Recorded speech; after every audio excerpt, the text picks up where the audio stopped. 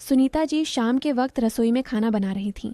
बगल में रखे मोबाइल में ठाकुर जी के भजन चल रहे थे और सुनीता जी भी धीमे धीमे साथ में गुनगुना रही थीं। तड़के की खुशबू पूरे किचन में फैल चुकी थी। सब कुछ हर रोज की तरह एकदम सामान्य था। तभी अचानक एक अजीब सी आवाज उनके कानों से टकराई। आवाज इतनी साफ थी मानो किसी ने बिल्कुल पास आकर सीधे कान में चीख मारी हो। सुनीता जी का कलेजा उछलकर गले को आ लगा। वही आवाज, वही चीख जो लगभग एक हफ्ता पहले भी उन्होंने सुनी थी।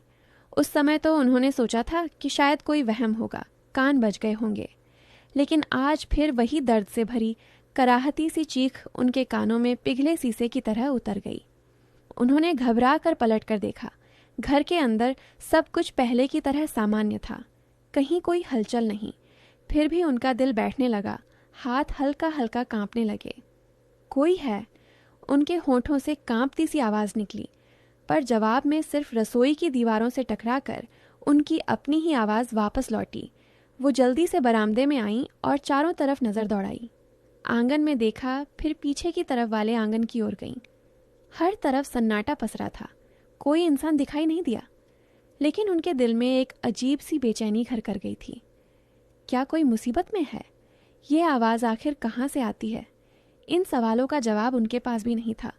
वो कुछ पल वहीं खड़ी रहीं, फिर धीरे धीरे भीतर लौट आईं। अभी वो कुर्सी पर बैठ ही रही थीं कि मुख्य दरवाज़ा खुलने की आवाज़ से चौंक गईं। उनका बेटा विवेक था, लगभग 32 साल का, ऑफिस से लौटा था। ये कैसी बदबू आ रही है घर में, उसने नाक सिकोड़ते हुए कहा और तेज कदमों से रसोई की तरफ बढ़ा। किचन में पहुंचते ही उसकी आंखें फैलकर स्थिर हो गईं। गैस तेज लौ पर धू धू कर जल रही थी और कढ़ाई में रखा प्याज टमाटर का तड़का पूरी तरह काला पड़कर राख जैसा हो चुका था। माँ, ये क्या है? आप गैस जलाकर भूल गईं। कितना बड़ा हादसा हो सकता था। विवेक ने गुस्से से गैस बंद की और कढ़ाई को जोर से उठाकर सिंक में पटका। तमतमाता हुआ बाहर आया। माँ, ध्यान कहाँ था आपका? ये कैसी लापरवाही है? सुनीता जी ने सिर झुका लिया। पता नहीं बेटा, मुझसे गलती हो गई। अभी अभी फिर वही आवाज़ सुनाई दी थी, वही चीख जो करीब एक हफ्ते पहले आई थी। उसी को सुनकर मैं बाहर देखने चली गई थी। विवेक ने झुंझलाकर कहा। माँ, कोई आवाज़ नहीं आती। ये सब आपके दिमाग का वहम है। उम्र हो रही है आपकी, इस उम्र में ऐसी बातें आम हो जाती हैं। प्लीज़ थोड़ा ध्यान रखा कीजिए, ऐसी लापरवाही ठीक नहीं। हाँ बेटा, उम्र तो हो ही गई, अब 58 लग गए हैं, सुनीता जी ने फीकी सी मुस्कान के साथ कहा। फिर कुछ सोचकर बोली, जब तुझे पता है कि तेरी माँ की उम्र निकल रही है तो मेरे लिए बहू ले आ बेटा। कब तक संभालूंगी मैं अकेले ये सब काम? कितनी बार कहा है तुझसे कि अब शादी के लिए मान जा। कल नीलम आंटी आई थी एक रिश्ता लेकर। लड़की अच्छी है, समझदार है, परिवार भी अच्छा है। विवेक झल्ला उठा। ओहो माँ, फिर शुरू हो गई आप। मैंने कह दिया ना, मुझे अब शादी वादी कुछ नहीं करनी। और उस नीलम आंटी से कह दीजिए मेरे लिए रिश्ता लेकर मत आया करें। हे भगवान, क्या करूं मैं इस लड़के का? सुनीता जी बुदबुदाईं और थकी हुई चाल से वापस रसोई की ओर लौट गईं। विवेक अपने कमरे में आया, दरवाजे को धक्का देकर ऐसे बंद किया जैसे अपनी भीतर की बेचैनी को दीवारों के बीच कैद कर देना चाहता हो। एक ओर जूते पटके, कलाई से घड़ी उतारी और बिस्तर पर ऐसे ढह गया मानो कोई भारी बोझ ढोकर आया हो। वो छत की तरफ देखता रहा, फिर उसकी आंखें बंद हुईं और अतीत की तस्वीरें उसकी आंखों के सामने एक एक कर सजीव हो उठीं, मानो पुरानी किताब के पन्ने अपने आप पलटते जा रहे हों। वो दिन, उसकी शादी का दिन। पूरा घर रोशनी से जगमगा रहा था। रिश्तेदारों की भीड़, गहमा गहमी, ढोल बाजे की धुन पर झूमते बाराती। सुनीता देवी के तो जैसे पांव जमीन पर ही नहीं पड़ रहे थे। विवेक को भी लग रहा था कि श्रेया को पाकर उसकी सारी ख्वाहिशें पूरी हो गई हैं। श्रेया उसका नाम था। श्रेया की आंखों में एक खास तरह की मासूमियत थी और उसकी मुस्कान में ऐसा जादू कि जो भी उसे एक बार देखता बस देखता ही रह जाता।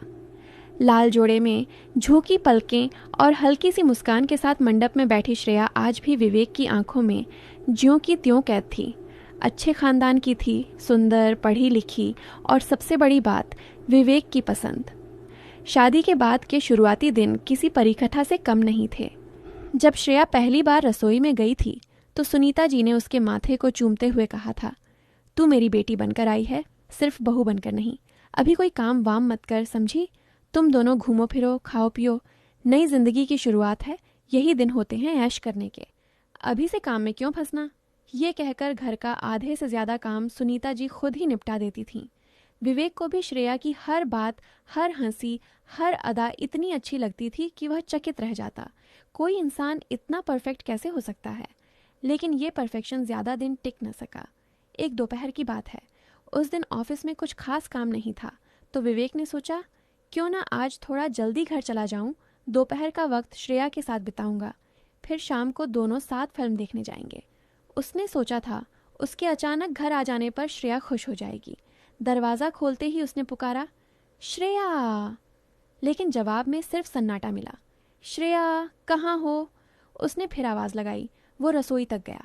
चूल्हे पर दाल की हांडी अभी भी हल्की गर्म थी, जैसे अभी अभी पकाई गई हो, मगर श्रेया कहीं नज़र नहीं आई। वो बेडरूम की ओर बढ़ा ही था कि कमरे के बाहर का नज़ारा देख उसका दिल जैसे थम सा गया। श्रेया की शादी वाली लाल चुनरी फर्श पर गिरी पड़ी थी। उसके कुछ कपड़े, पसंदीदा दुपट्टा और चप्पलें यूं ही बिखरी हुई थीं जैसे किसी ने जल्दबाजी में सब कुछ इधर उधर फेंक दिया हो। हक्का बक्का सा सब देखते हुए विवेक कमरे के अंदर गया। ये क्या? अलमारी पूरी खुली हुई थी। पास जाकर देखा तो श्रेया के सारे कपड़े गायब थे। उसने घबराकर अलमारी का लॉकर खोला, जहां उसने अपनी जमा पूंजी, कुछ लाख रुपये नकद और कुछ सोने के गहने रखे थे। अंदर कुछ भी नहीं था, सिर्फ एक खाली सा लिफाफा पड़ा था। विवेक के पैरों तले मानो जमीन खिसक गई। ना, नहीं, ये नहीं हो सकता। उसके होंठ बुदबुदाए, लेकिन दिल की धड़कनें तेज से तेज होती चली गईं। तभी बाहर से खटपट की आवाज़ आई। वो दौड़कर दरवाजे की ओर गया। सुनीता जी सब्जियों का थैला हाथ में लिए घर के अंदर आ रही थीं। चेहरे पर हल्की थकान थी, लेकिन बेटे की घबराई हुई आंखें देखकर ठिठक गईं। अरे विवेक, तू आज इतनी जल्दी घर? सब ठीक तो है? माँ, श्रेया कहाँ है? विवेक की आवाज़ में घबराहट साफ थी। घर लगभग खाली पड़ा है, उसकी अलमारी खाली है, गहने गायब हैं, पैसे गायब हैं। सुनीता जी का चेहरा पीला पड़ गया। क्या कह रहा है तू? वो तेजी से रसोई की तरफ भागी। श्रेया बहू, ओ श्रेया! लेकिन उनकी पुकार हवाओं में गुम हो गई। विवेक ने घर का कोना कोना टटोल डाला। बेडरूम, आंगन, पीछे का स्टोर रूम, कहीं कोई निशान नहीं। उसने पड़ोस की शांता मौसी को देखा, जो अपनी छत पर कपड़े सुखा रही थीं। मौसी, आपने श्रेया को कहीं देखा? शांता मौसी एक पल को रुकी, फिर बोली, हाँ बेटा, दोपहर के करीब 1:30 बजे मैंने उसे गली के मोड़ पर एक लड़के के साथ देखा था। दुबला पतला सा था वो, दोनों जल्दी जल्दी में थे। मैंने सोचा कोई रिश्तेदार होगा। विवेक का खून खौल उठा। कैसा लड़का था? कब देखा आपने? बस कह तो रही हूँ, 1:30 बजे के आसपास। दोनों तेज कदमों से गली से बाहर की तरफ निकले। विवेक के दिमाग में तेजी से ख्याल दौड़ने लगे।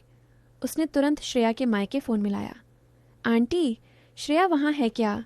उसकी आवाज़ कांप रही थी। नहीं बेटा, वो तो यहाँ नहीं आई। क्या हुआ? सब ठीक है? उधर से चिंता से भरी आवाज़ आई। विवेक ने खुद को संभालते हुए उन्हें संक्षेप में सारी बात बता दी। इधर सुनीता जी की हैरानी का कोई ठिकाना नहीं था। ये क्या हो गया प्रभु? मुझे तो पहले दिन से ही उसकी चुप्पी में कुछ खटकता था। वो बुदबुदाई, बहुत ज़्यादा शांत रहती थी। मैंने सोचा नई बहू है, झिझक होगी, समय के साथ खुल जाएगी। विवेक ने अपना माथा पकड़ लिया। उसकी शादी को 3 हफ्ते भी पूरे नहीं हुए थे।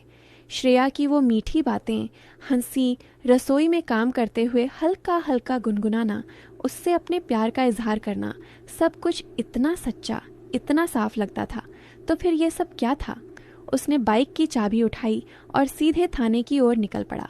उसका गुस्सा धीरे धीरे एक अनजाने डर और शक में बदलता जा रहा था। आपको पूरा यकीन है कि आपकी पत्नी अपने साथ गहने और पैसे भी ले गई है? इंस्पेक्टर यादव ने फाइल से नज़रें उठाकर पूछा। उनकी आवाज़ सख्त थी। जी, लगता तो ऐसा ही है साहब, विवेक ने जवाब दिया। हालांकि उसकी आवाज़ में हल्की सी कांप थी। उसने शुरू से अंत तक सब कुछ बता दिया। कैसे घर आया, क्या देखा, अलमारी, लॉकर सब गायब। इंस्पेक्टर ने फ़ोन उठाकर श्रेया के मायके वालों को थाने बुलाने का निर्देश दिया। थोड़ी देर बाद श्रेया के माता पिता वहां पहुंचे। उनके चेहरे पर घबराहट और शर्म एक साथ साफ झलक रही थी। पूछताछ शुरू हुई और जो बातें सामने आईं उन्होंने विवेक को अंदर तक हिला दिया। श्रेया की मां ने कांपती हुई आवाज में कहा, बेटा हमें माफ कर दो। श्रेया शादी से पहले भी एक लड़के कमल के साथ भाग गई थी। बड़ी मुश्किल से उसे समझा बुझाकर घर लाए थे। सोचा था शादी के बाद सब ठीक हो जाएगा। हमें यह अंदाजा नहीं था कि वो अभी भी उस लड़के के संपर्क में है। इतना कहते कहते वो फूट फूट कर रो पड़ी। विवेक का चेहरा पत्थर सा सख्त हो गया। तो ये सब पहले से चल रहा था? उसने दांत भींचते हुए कहा। ये तो पूरी साजिश थी। उसने मुझे और मेरे परिवार को धोखा दिया। इंस्पेक्टर यादव ने उसे शांत रहने का इशारा किया और अपने सब इंस्पेक्टर को कुछ हिदायतें देकर तुरंत नंबर ट्रेस करने को कहा। शाम होने तक खबर आई कि श्रेया के फ़ोन की आखिरी लोकेशन शहर के मेन बस स्टैंड के पास मिली है। विवेक का दिल और ज़ोर ज़ोर से धड़कने लगा। वो पुलिस की जीप में इंस्पेक्टर के साथ बस स्टैंड की ओर चल पड़ा। बस स्टैंड पर पहुंचकर पुलिस ने इलाके की घेराबंदी कर दी। विवेक की नज़र हर बस, हर चेहरा, हर कोने में श्रेया को ढूंढ रही थी। तभी एक बाहर जाने वाली बस को रोका गया। सबसे पीछे वाली सीट पर नज़र पड़ते ही उसका दिल रुक सा गया।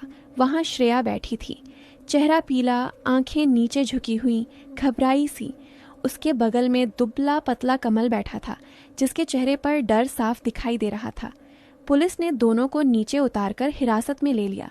उनके बैग की तलाशी ली गई तो सारे सोने के गहने और नकदी का अच्छा खासा हिस्सा बरामद हो गया। विवेक ने श्रेया की ओर देखा। उसकी आंखों में सवालों का तूफान था। क्यों श्रेया, तुमने ऐसा क्यों किया? उसकी आवाज़ में गुस्से से ज़्यादा दर्द था। श्रेया ने सिर और ज़्यादा झुका लिया। कमल ने हिम्मत करके बोलने की कोशिश की। हम बस अपनी ज़िंदगी नई तरह से शुरू करना चाहते थे। मेरी ज़िंदगी तबाह करके। विवेक गरज उठा। मुझे कहीं का नहीं छोड़ा तुम लोगों ने। मेरा भरोसा तोड़ा, मेरी माँ का विश्वास तोड़ा। वो ज़ोर ज़ोर से चिल्ला रहा था। इंस्पेक्टर ने उन्हें थाने ले जाने का आदेश दिया। थाने पहुंचने पर आखिरकार श्रेया ने सिर उठाया। उसकी आंखें आंसुओं से भरी हुई थीं। मुझे माफ़ कर दो विवेक, उसने टूटी धीमी आवाज़ में कहा। मैं कमल से प्यार करती थी। मेरे घर वालों ने ज़बरदस्ती तुम्हारे साथ शादी करवा दी। मैं बस उसी के साथ रहना चाहती थी। विवेक ने कोई जवाब नहीं दिया। उसका दिल पूरी तरह टूट चुका था।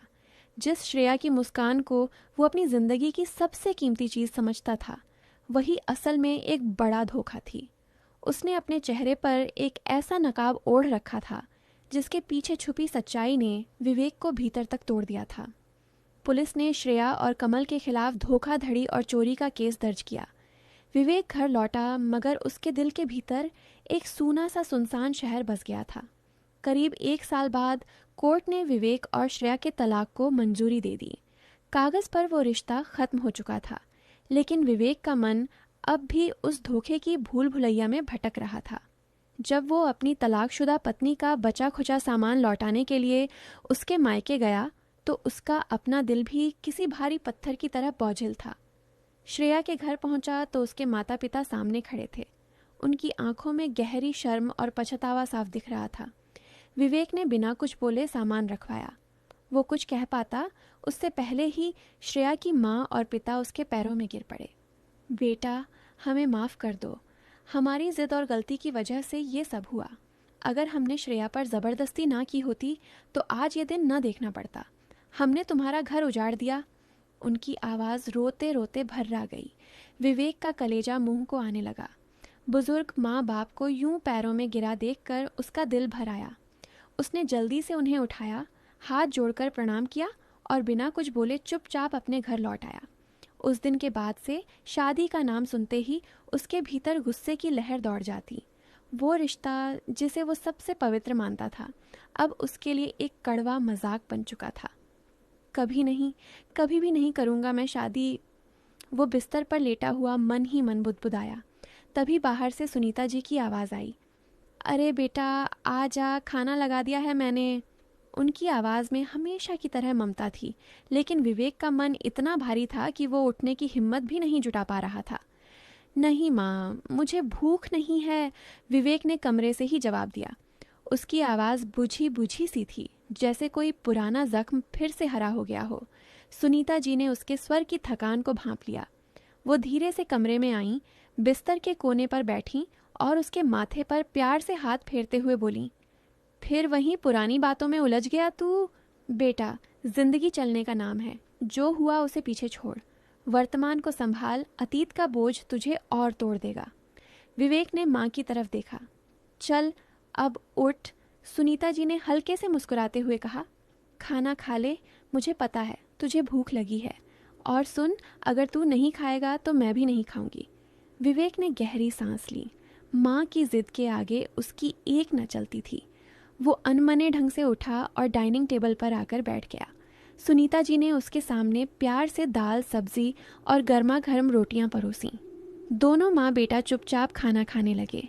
विवेक ने जैसे ही पहला निवाला मुंह में डाला, अचानक वही आवाज़ फिर से गूंजी, वही दिल को चीर देने वाली कराहती सी चीख जो पिछले कुछ दिनों से सुनीता जी को परेशान कर रही थी। सुनीता जी घबरा कर एकदम ठिठक गईं। उन्होंने चम्मच टेबल पर रख दिया और विवेक की ओर देखते हुए बोली, सुना बेटा, वही आवाज़। मैं कहती थी ना, ये मेरा वहम नहीं है।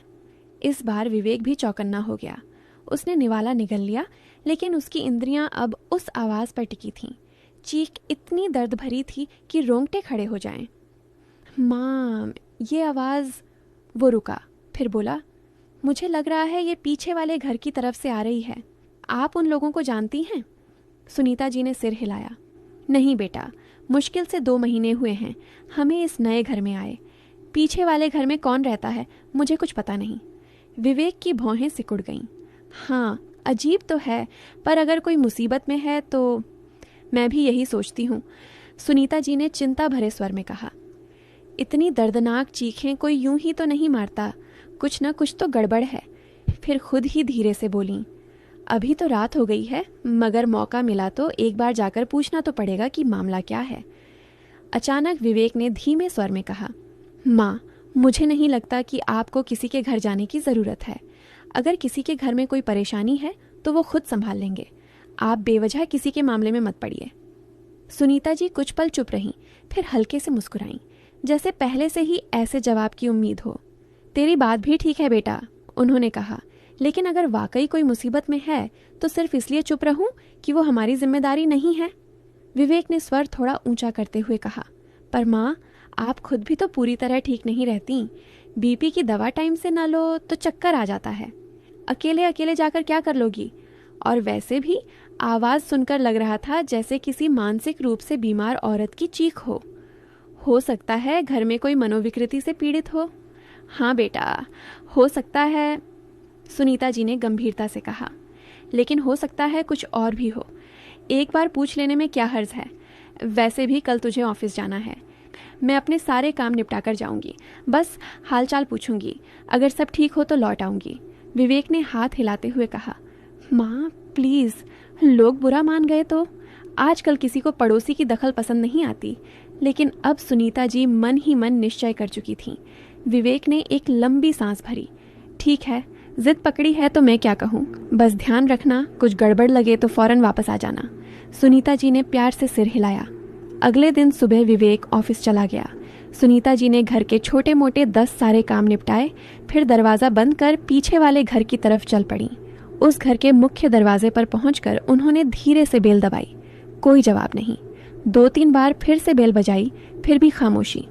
चौथी बार हाथ बढ़ाया ही था कि इस बार अंदर से हल्की सी आहट आई और दरवाज़ा थोड़ा सा खुल गया। करीब 62-63 साल की एक अधेड़ महिला ने झिर्री से झांक कर पूछा, क्या बात है? चेहरे पर कड़ी सख्ती थी, भौहें टेढ़ी सी। सुनीता जी ने नम्रता से कहा, नमस्ते बहन जी, हम पीछे वाले मकान में रहते हैं, नया नया आए हैं, बस 2 महीने हुए हैं। महिला ने त्योरियां और चढ़ा लीं। तो मैं क्या करूं? सुनीता जी थोड़ा सा झेंपी, फिर हिम्मत करके बोली, असल में कुछ दिनों से आपके घर की तरफ से चीखने चिल्लाने की आवाज़ें आ रही हैं, तो सोचा पूछ लूं, कहीं कोई परेशानी तो नहीं? महिला ने कमर पर हाथ रखकर तीखे स्वर में कहा, क्यों, तुम कोई समाज सेविका हो क्या? सबका दुख दर्द बांटने का ठेका ले रखा है? सुनीता जी अवाक रह गईं।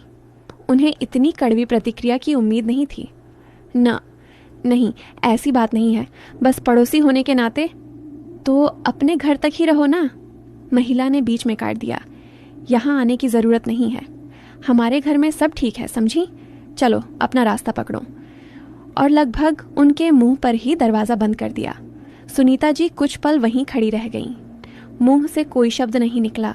मन में हजार सवाल और दिल में एक अनकहा सा खिंचाव लिए वो चुपचाप वापस लौटने लगी। चलते चलते मन ही मन बड़बड़ाई, इतनी चिढ़, इतना गुस्सा। अगर सब सच में ठीक होता तो इतना बुरा व्यवहार क्यों करती? उनकी नज़रें अब भी मन ही मन उसी बंद दरवाजे की तरफ घूम रही थीं।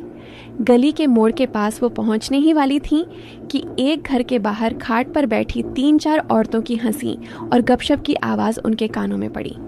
रोज़मर्रा की बातें, हल्की चुहल, चाय के साथ बातचीत जारी थी।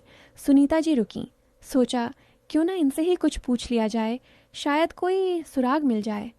उनमें से एक ने उन्हें आते देखा और मुस्कुरा कर बोली, नमस्ते, आप ही हैं ना जो पीछे वाले नए मकान में रहने आई हैं?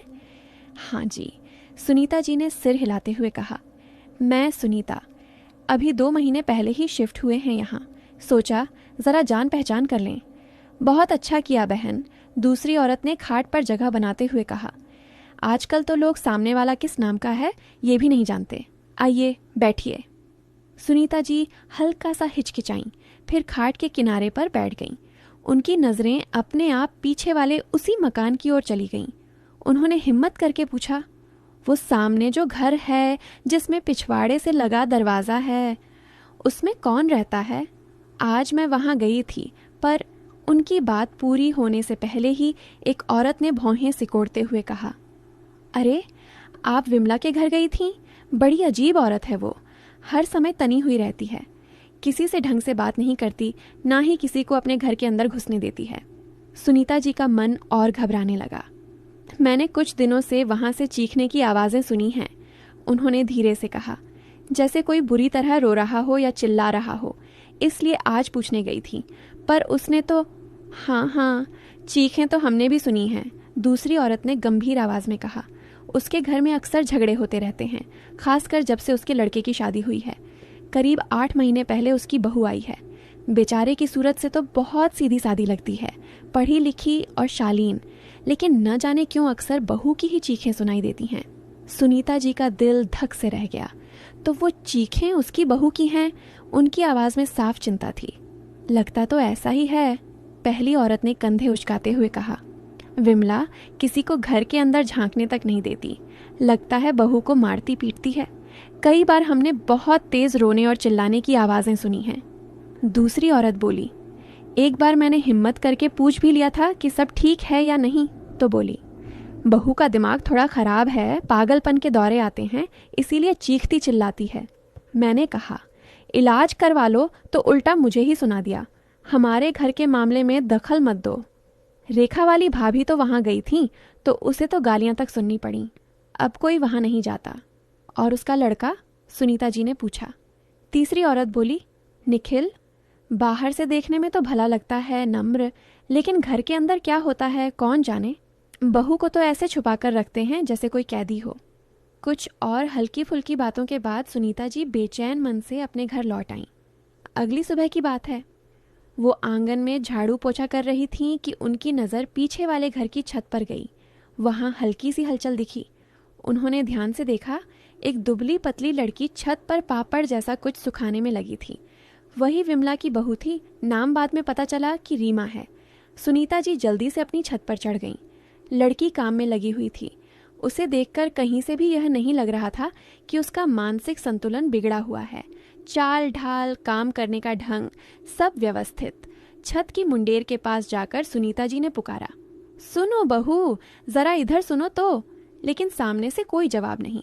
रीमा ने उनकी तरफ सीधे देखने की भी कोशिश नहीं की। सुनीता जी ने फिर आवाज़ दी, अरे मैं तुमसे ही कह रही हूँ बेटी, एक बात पूछनी है बस, सुन तो लो। इस बार रीमा ने हल्का सा घूंघट सरकाकर एक नज़र उनकी तरफ डाली, फिर बिना कुछ बोले तुरंत सीढ़ियों की तरफ बढ़ी और कुछ ही पलों में नज़र से ओझल हो गई। सुनीता जी वहीं खड़ी रह गईं। वो मदद करना चाहती थीं, उसकी हालत जानना चाहती थीं, लेकिन जब सामने वाला बात ही न करे तो किया भी क्या जा सकता था। उन्होंने मन को समझाया, नीचे उतरीं और रोज़ की तरह अपने बाकी कामों में लग गईं। 1 हफ्ता और बीत गया। उस दिन सुबह उन्होंने कपड़े धोए और उन्हें छत पर सुखाने चली गईं। जैसे ही मुंडेर के पास पहुंची, आदतवश पीछे वाले घर की तरफ नजर चली गई।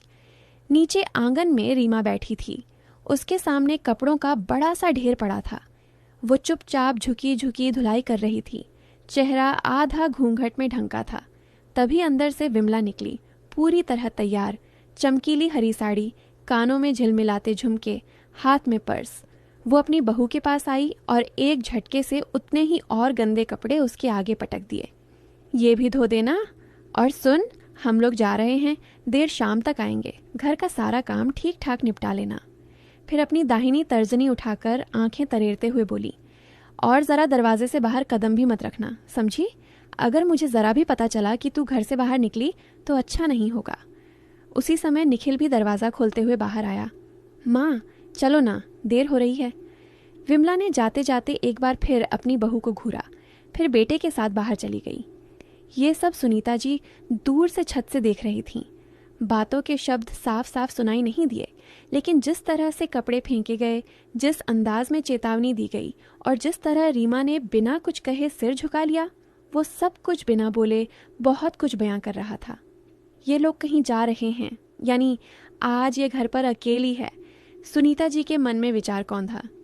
अब मौका है, उन्होंने मन ही मन कहा। शायद आज वो कुछ बोल दे। अगर मैं उससे सीधे बात कर पाऊं तो सच सामने आ सकता है। लेकिन साथ ही उन्हें यह डर भी सताने लगा कि अगर विमला को पता चल गया तो। सोचते सोचते वो थोड़ा सहम गईं, फिर भी दिल को तसल्ली नहीं मिली। करीब 1 घंटे बाद जब उन्हें यकीन हो गया कि विमला और निखिल साफ तौर पर घर से दूर निकल चुके होंगे, उन्होंने एक तरकीब निकाली। उन्होंने जानबूझकर अपने 2-3 सूखे कपड़े छत से उठाकर हल्के से पीछे वाले घर के आंगन में फेंक दिए। फिर थोड़ा इंतजार कर वो उस मकान के गेट की ओर बढ़ीं। उनके कदमों में इस बार एक अलग सी दृढ़ता थी, मगर दिल में हल्की सी घबराहट भी थी। उन्होंने डोरबेल दबाई। एक पल को खामोशी रही, फिर भीतर से हल्की सी आहट और दरवाज़ा थोड़ा सा खुला। रीमा ने आधे खुले दरवाजे से एक आंख से झांक कर देखा। चेहरा अब भी घूंघट से आधा ढका हुआ। जी, उसने धीरे से कहा। सुनीता जी ने नरम स्वर में कहा, बेटी, मैं पीछे वाले मकान से हूँ। अभी छत पर कपड़े सुखा रही थी, हवा से मेरे कुछ कपड़े उड़कर तुम्हारे आंगन में गिर गए। ज़रा दे दोगी? अभी लाती हूँ, रीमा ने धीमे से कहा और दरवाज़ा बंद करके अंदर चली गई। इसी बीच सुनीता जी ने मौका देखकर गेट थोड़ा और खोल लिया और एक कदम अंदर आकर आंगन में खड़ी हो गईं। चारों तरफ नजर दौड़ाई। घर वाकई सन्नाटा सा लिए हुए था। कुछ ही पलों बाद रीमा कपड़े हाथ में लिए लौटी और उन्हें सुनीता जी की ओर बढ़ाया। ये लीजिए, उसने सिर झुकाए झुकाए कहा। शुक्रिया बेटी, सुनीता जी ने मुस्कुराकर कपड़े लिए। वैसे तुम्हारा नाम क्या है? हम तो पड़ोसी हैं, पर अभी तक मुलाकात ही नहीं हुई। लड़की ने एक पल को झिझक कर उनकी तरफ देखा, फिर धीमे से बोली, रीमा। उसकी आवाज़ में हल्का कंपन था। रीमा, बहुत प्यारा नाम है, सुनीता जी ने स्नेह से कहा। बेटा, अगर बुरा ना मानो तो मैं 2 मिनट यहीं बैठ जाऊं, सोचा थोड़ी बातचीत कर लेते हैं। रीमा ने पहले दरवाजे की तरफ घबराई निगाह से देखा, जैसे डर रही हो कि कहीं कोई आ न जाए। फिर बहुत हल्के से सिर हिलाकर इशारा कर दिया। आंगन में एक पुरानी सी प्लास्टिक की कुर्सी पड़ी थी। सुनीता जी उस पर बैठ गईं। उन्होंने अपने बारे में बताते हुए बात शुरू की। हम लोग अभी 2 महीने पहले इस मोहल्ले में आए हैं। मेरा बेटा विवेक, उसकी पोस्टिंग इसी शहर में हो गई तो सोचा यहीं किराए पर घर ले लें। तू तो यहाँ पहले से है, कैसा लगता है ये मोहल्ला? रीमा चुपचाप सुनती रही। धीरे धीरे सुनीता जी ने असली मुद्दे की तरफ बात मोड़ दी। बेटी, उन्होंने नरमी से कहा, कुछ दिनों से इस घर की तरफ से जोर जोर से चीखने की आवाज़ें आती हैं, इतनी दर्द भरी कि रात भर चैन नहीं पड़ता। मैं तो डर गई थी, सोचा कहीं कोई तकलीफ में तो नहीं, इसलिए आज पूछने चली आई। रीमा की पलकें नीचे झुक गईं। वो काफ़ी देर तक खामोश रही, जैसे कुछ कहने की हिम्मत जुटा रही हो। सुनीता जी ने आगे बढ़कर उसका हाथ थामा और उसके कंधे पर हल्के से हाथ रखा।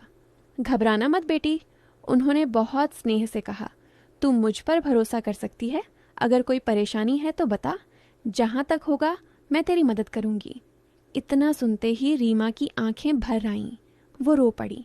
पहले सिसकियां दबाने की कोशिश की, फिर फूट फूट कर रोने लगी। सुनीता जी ने उसे दिलासा देने की कोशिश की, उसके सिर पर हाथ फेरते हुए बोली, चुप हो जा बेटी, पहले अपने मन का बोझ हल्का कर। धीरे धीरे रीमा ने अपनी आप बीती सुनानी शुरू की। मेरे मायके में सिर्फ मेरी माँ और छोटी बहन है, उसने कांपती आवाज में कहा। पिताजी का 2 साल पहले देहांत हो गया। माँ ने बड़ी मुश्किल से पैसे जोड़कर मेरी शादी की। जो कुछ भी था दहेज में दे दिया। उनकी सारी जमा पूंजी मेरी शादी में ही खत्म हो गई। वो थोड़ा रुकी, आंखें पोंछी, फिर बोली, अब वो किसी दफ्तर में छोटी सी नौकरी करके जैसे तैसे गुजारा कर रही हैं। बस एक छोटा सा मकान है उनके पास, वही उनका सहारा है। सुनीता जी ध्यान से सुनती रहीं। शादी के बाद, रीमा ने गला संभालते हुए कहा, मेरी सास और मेरे पति बस एक ही बात दोहराते रहते हैं, अपनी माँ से कह वो मकान बेच दे और हमें पैसे दे दे। निखिल का कोई स्थायी काम नहीं है, कहता है घर बेचकर पैसे मिलेंगे तो कोई धंधा शुरू करूंगा। लेकिन तेरी माँ के पास और है भी क्या? सुनीता जी से रहा नहीं गया। रीमा की आंखों से फिर आंसू टपक पड़े। कुछ भी नहीं आंटी, वही मकान उनका सब कुछ है। मैं 1000 बार समझा चुकी हूँ कि वो घर बेच नहीं सकता, पर ये लोग सुनते ही नहीं, उल्टा मुझ पर ही चिल्लाते हैं, मुझे ही गंदी गंदी बातें सुनाते हैं। तू पढ़ी लिखी लगती है बेटी, सुनीता जी ने कहा। अपने पति को समझा कि कोई नौकरी करे, और जब तक उसका कुछ बन नहीं जाता तो क्यों नहीं कोई नौकरी कर लेती। आजकल बहुएं काम करती हैं तो बुरा थोड़े ही है। रीमा कड़वा सा मुस्कुराई, एक दर्द भरी मुस्कान। मुझे नौकरी करने की इजाज़त ही कहाँ है आंटी। सास कहती है हमारे खानदान की बहुएं घर से बाहर जाकर काम नहीं करती। हम बहुत संस्कारी लोग हैं। पर यह तो बस बहाना है, असल में ये लोग मुझे घर के अंदर ही कैद करके रखना चाहते हैं। कहते कहते उसका घूंघट थोड़ा सा सरक गया। सुनीता जी की नज़र जैसे ही उसके चेहरे पर पड़ी, उनका दिल कांप उठा। गालों और आंखों के आसपास नीले काले निशान, होंठ के पास हल्की सूजन, बाजुओं पर चोट के स्पष्ट निशान। कुछ चोट के निशान ऐसे थे जैसे गर्म चीज से हल्का हल्का दागा हो। ये सब क्या है बेटी? सुनीता जी की आवाज़ धड़कने लगी। ये निशान। रीमा ने सिर और झुका लिया। रोज़ मारते हैं आंटी, उसकी आवाज़ फूटने लगी। सास, पति, ससुर, जिसका जितना बस चलता है उतना हाथ साफ कर देता है। कभी बेलन से, कभी चप्पल से, कभी बेल्ट से। आज अगर ज़्यादा बोल दिया तो आज ज़्यादा मार पड़ेगी, ऐसा बोलते हैं। अब वो ज़ोर ज़ोर से रोने लगी। इतना मारते हैं और फिर चीखने भी नहीं देते। मुंह दबा देते हैं, बाल पकड़कर खींचते हैं।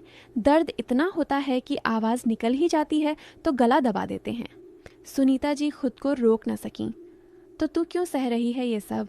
क्यों नहीं छोड़ देती इस नरक को? मायके चली जा। रीमा ने आंखें पोंछीं, मगर आंसू रुकने का नाम नहीं ले रहे थे। कहाँ जाऊँ आंटी?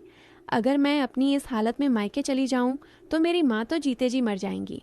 वो वैसे ही पापा के जाने के बाद टूटी हुई हैं। फिर उन्हें मेरी छोटी बहन की भी चिंता खाई जाएगी। बड़ी बहन मायके आ बैठी है तो छोटी की शादी कौन करेगा? वो थक कर दीवार के सहारे बैठ गई। उनके पास है ही क्या? वही छोटा सा घर, वही इन लोगों की नज़र में है। उसे भी ये लोग हड़पना चाहते हैं। कुछ पल सन्नाटा छाया रहा। फिर सुनीता जी ने उसका हाथ कस कर थामा। बेटी, तू अब अकेली नहीं है। उनकी आवाज़ में दृढ़ता थी। मैं हूं ना, हम कोई ना कोई रास्ता ज़रूर निकालेंगे, मगर तुझे यूं रोज़ रोज़ मरने नहीं देंगे। कुछ देर और उसकी हिम्मत बंधाकर जाने से पहले उन्होंने धीमे स्वर में कहा, और सुन, अगर तुझे कभी कुछ ज़रूरत पड़े तो मैं तुझ तक कैसे पहुंचूं? तेरा मोबाइल नंबर दे दे। रीमा ने कटु हंसी के साथ कहा, मेरे पास फ़ोन ही नहीं आंटी, शादी के कुछ दिन बाद ही छीन कर रख लिया। बोलते हैं कि बहू फ़ोन पर बिगड़ जाती है। उसकी आवाज़ में बेबसी थी। सुनीता जी कुछ क्षण सोचती रहीं, फिर बोली, ठीक है, तू अपनी माँ का नंबर और उनके घर का पता लिख दे, मैं उनसे बात करना चाहती हूँ। रीमा ने घबराकर फिर एक बार दरवाजे की तरफ देखा, जैसे डर रही हो कहीं कोई सुन न ले। फिर जल्दी से अंदर से एक कागज़ और पेन लाई। कांपते हाथों से अपनी माँ का फ़ोन नंबर और पता लिखकर सुनीता जी को पकड़ा दिया। आंटी प्लीज़, मेरी सास को मत बताइएगा कि मैंने आपसे कुछ कहा है, उसने लगभग फुसफुसाते हुए कहा। तू फिक्र मत कर, सुनीता जी ने उसे भरोसा दिलाया। मैं सब संभाल लूँगी। वो कागज़ संभाल कर अपने घर लौट आईं। उनका मन कर रहा था कि अभी तुरंत ही रीमा की माँ के घर जाएं और उससे मिलकर सब कुछ बताएं, मगर घर के कुछ ज़रूरी काम उन्हें रोक रहे थे। उन्होंने सोच लिया, कल सुबह सबसे पहले जाऊंगी उसके मायके, उसकी माँ से मिलूंगी, शायद मिलकर कोई रास्ता निकल आए। लेकिन उसी रात उनकी नींद फिर उसी दर्द से भरी चीख से टूटी। इस बार चीख और ज़्यादा लंबी और कराहती थी। पहले तो रीमा की आवाज़ दबाने की कोशिश की जाती थी, पर आज उसकी चीखें जैसे पूरे मोहल्ले तक पहुंच जाना चाहती थीं। जितना वो चिल्ला रही थी, उतनी ही स्पष्ट मार की आवाज़ें भी सुनीता जी तक पहुंच रही थीं। थप्पड़, कुछ भारी चीज़ के लगने की आवाज़, किसी के गुस्से भरे शब्द। सुनीता जी का खून खौल उठा। उन्होंने बिस्तर से लगभग उछल कर उठते हुए फ़ोन उठाया। हाथ कांप रहे थे, पर मन में सिर्फ एक निश्चय था। उन्होंने तुरंत पुलिस कंट्रोल रूम का नंबर मिलाया। हेलो, मैं सुनीता बोल रही हूँ, उन्होंने जल्दी जल्दी कहा। मेरे पड़ोस में पीछे वाले घर में एक बहू को बहुत बुरी तरह मारा जा रहा है। बहुत चीखने की आवाज़ें आ रही हैं। कृपया तुरंत आइए। उन्होंने पूरा पता साफ साफ बता दिया। फ़ोन रखते ही उन्होंने रीमा की माँ का नंबर मिलाया। देर रात का वक्त था, पर उधर से तुरंत फ़ोन उठा लिया गया। हेलो, कौन? आवाज़ घबराई हुई थी। मैं सुनीता, आपकी बेटी रीमा की पड़ोसन बोल रही हूँ, सुनीता जी ने एक सांस में कहा। आपकी बेटी बहुत मुसीबत में है। उसके ससुराल वाले अभी उसे ज़ोर ज़ोर से मार रहे हैं। मैंने पुलिस को बुला लिया है। आप भी जल्दी से यहाँ आ जाइए। उधर से बस इतना सुनाई दिया, मेरी रीमा, और फिर रुंधी हुई आवाज़, मैं अभी आती हूँ। करीब आधे घंटे बाद उस गली में सायरन की आवाज़ गूंज उठी। महिला पुलिस की एक जीप आकर विमला के दरवाजे के आगे रुकी। सुनीता जी भी विवेक को जगाकर साथ ले आईं। उनके दिल की धड़कनें तेज थीं, मगर उन्हें पता था अब पीछे हटने का वक्त नहीं है। एक महिला इंस्पेक्टर और 2-3 महिला कांस्टेबल्स उतरकर गेट के पास पहुंचे। दरवाज़ा जोर से पीटा गया। दरवाज़ा खोलो, पुलिस! अंदर से कुछ हलचल हुई, फिर दरवाज़ा खुला। विमला सामने थी, चेहरे पर गुस्से और घबराहट का मिलाजुला भाव। ये क्या है? इतनी रात को हमारे घर पुलिस? उसने चीखने से अंदाज में कहा। उसी समय निखिल भी भीतर से दौड़ता हुआ आया। क्या बात है मैडम, कोई गलती हो गई क्या? महिला इंस्पेक्टर ने सख्त स्वर में कहा। रीमा को बुलाइए, हमें उससे बात करनी है। निखिल ने घबराहट छुपाने की कोशिश करते हुए कहा, वो, उसकी तबीयत ठीक नहीं है। घर के काम करते वक्त फिसल गई थी, कमर में चोट लग गई। आराम कर रही है, सो रही होगी शायद। आपको उससे क्या काम? इंस्पेक्टर ने ठंडे स्वर में कहा। हमें शिकायत मिली है कि तुम लोग अपनी बहू पर अत्याचार करते हो, उसे मारते पीटते हो। अब तुरंत रीमा को बुलाओ, वरना हम खुद अंदर आकर देखते हैं। इतना सुनकर विमला ने बनावटी मीठेपन से बात संभालने की कोशिश की। अरे नहीं नहीं मैडम, आप गलत समझ रही हैं। हमारी बहू तो हमारी बेटी जैसी है, हम बहुत प्यार से रखते हैं उसे। ये सब तो कोई गलत फहमी होगी। उसी समय भीड़ में से एक औरत आगे आई। वो थी रीमा की माँ। चेहरे पर घबराहट, आंखों में आंसू। गलत फहमी नहीं है मैडम, उन्होंने कांपती आवाज़ में कहा। मेरी बच्ची यहाँ बहुत दुख सह रही है, मत मानिए इनकी मीठी मीठी बातें। इंस्पेक्टर ने एक कांस्टेबल को इशारा किया। रीमा, बाहर आओ। कांस्टेबल ने घर के अंदर की तरफ जोर से पुकारा। कुछ ही पलों बाद अंदर से किसी के लंगड़ाकर चलने की आहट आई। रीमा दरवाजे पर दिखाई दी। वो मुश्किल से कदम रख पा रही थी, घूंघट ज्यादा गहरा कर रखा था। उसके कंधे झुके हुए थे। निखिल ने जल्दी से कहा, मैंने कहा था ना, इसे चोट लगी है। रीमा, तू अंदर जा, आराम कर। कोई अंदर नहीं जाएगा, इंस्पेक्टर ने कड़क कर कहा। रीमा, ज़रा इधर आओ। वो स्वयं उसके पास पहुंची और बड़ी नरमी से उसके सिर से घूंघट हटाने लगी। विमला एकदम से चिल्लाई, ना, नहीं मैडम, हमारे घर की बहुएं सबके सामने घूंघट नहीं उठाती, ये हमारी रिवायत है। इंस्पेक्टर ने उसे घूरते हुए कहा, अपनी रिवायतें अपने पास रखिए, अभी कानून की बात हो रही है।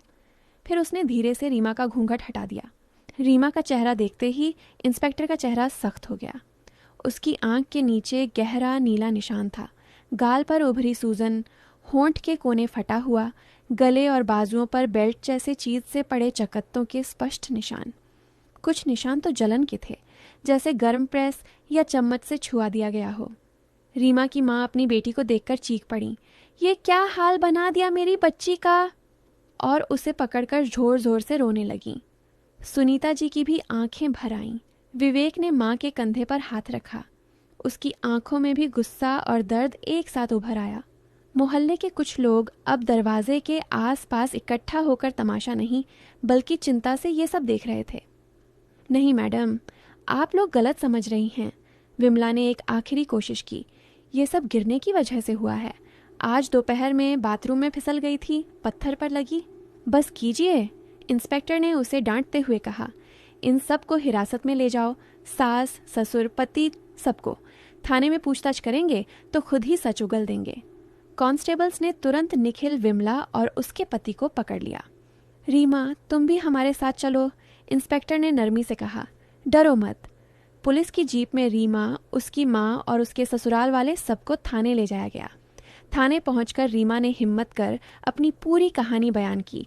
दहेज की मांग, मायके का मकान बिकवाने का दबाव, रोज की मारपीट, ताने, गालियां, कैद जैसा माहौल, पिछले कुछ महीनों में हुए हर जुल्म का एक एक किस्सा।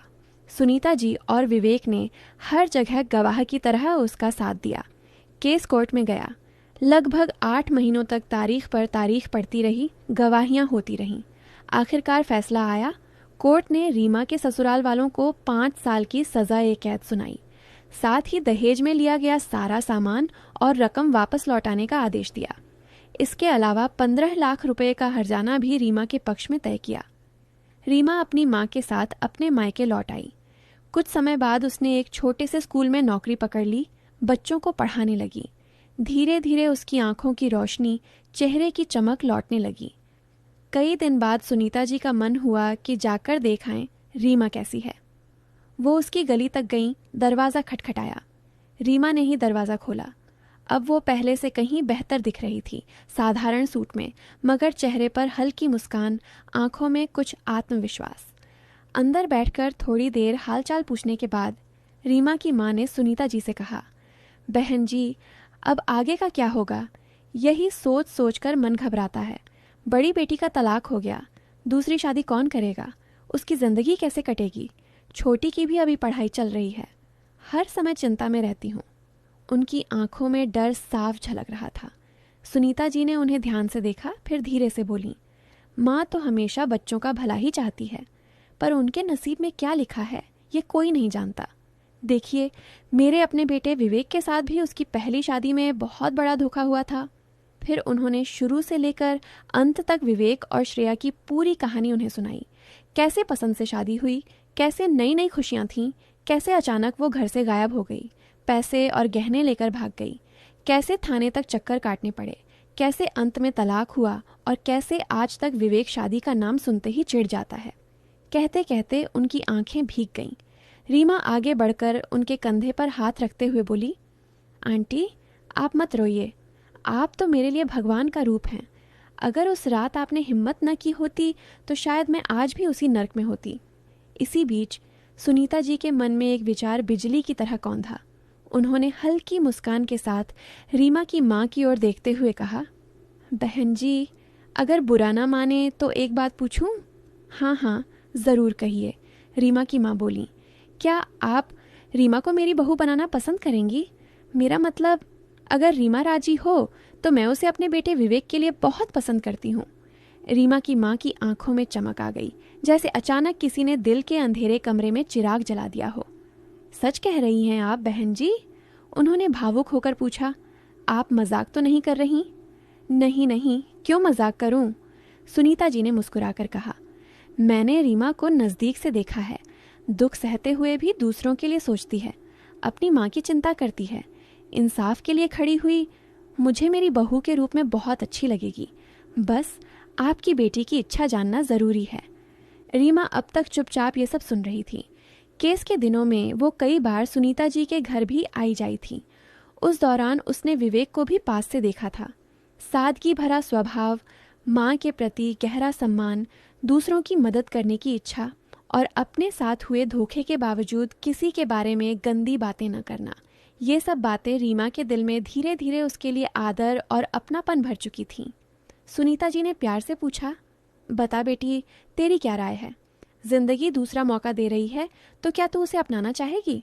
रीमा कुछ पल चुप रही, फिर बहुत धीरे से बोली, आंटी, अगर आपको और माँ को मंजूर हो और विवेक जी भी राजी हों तो तो मुझे कोई आपत्ति नहीं है। मैंने भी बहुत झेल लिया है। अब बस एक ऐसा घर चाहती हूँ जहाँ सम्मान के साथ जी सकूँ।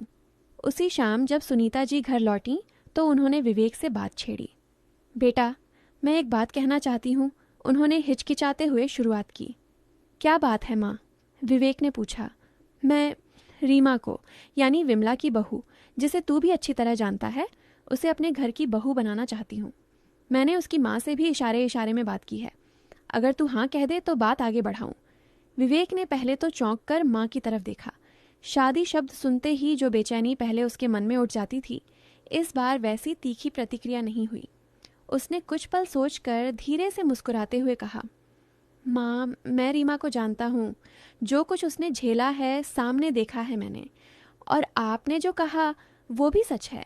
जिंदगी किसी को दूसरा मौका देती है तो शायद हमें भी उसे गले लगा लेना चाहिए। अगर आप चाहती हैं तो मुझे मंजूर है। सुनीता जी की खुशी का ठिकाना न रहा। कुछ ही दिनों में बहुत सादगी से, बिना ज़्यादा तामझाम के, सिर्फ नज़दीकी रिश्तेदारों और गिने चुने दोस्तों की मौजूदगी में विवेक और रीमा की शादी हो गई।